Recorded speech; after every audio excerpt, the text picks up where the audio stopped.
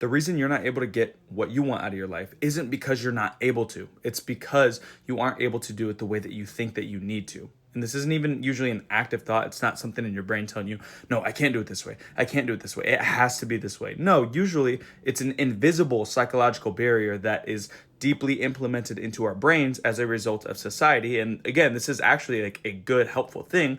The reason is because in society, when we find ideas and things and methods that work and are effective, they are tried and true, we tend to pass those things on because we see success in them and we want to see that success in others. That's just kind of what we do. That's a good thing. But what a lot of times happen is there's a psychological result, which is that barrier that I talked about, that invisible barrier, because it tells us these are the things that work. This is how it should be. And what happens is we stop recognizing ourselves as individuals and just a part of the bigger whole. And when we do that, we tend to neglect the fact that we are all individuals and are very different and we work differently, we operate differently.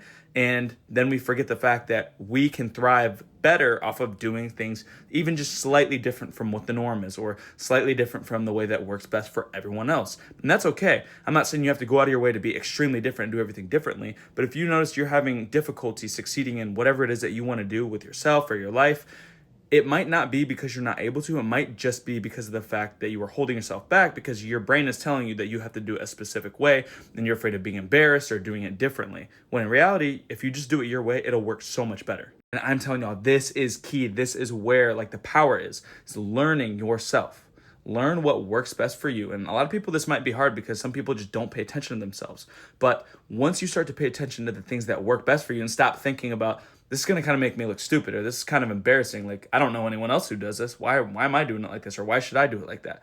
Just start to learn what works good for you. Like for me, I'm a heavy planner and I work good on consistency. I work good whenever I have less deviation in my day-to-day life and in my week. And whenever people are like, hey, you want to go out? There's nothing wrong with going out. Some people need that and thrive off of like on a weekly basis going out with their friends. But for me, what happens is whenever I go out in the middle of the week, it kind of throws my week off. And for me personally, that throws off my entire week. That bleeds into the next week and it leads me into a big spiral. And again, that's not to say that going out with your friends is bad. That's not to say that people who do that are wrong. That's just not what works best for me. And that's okay. I need to have a little bit more structure. I need to have a little bit more planning.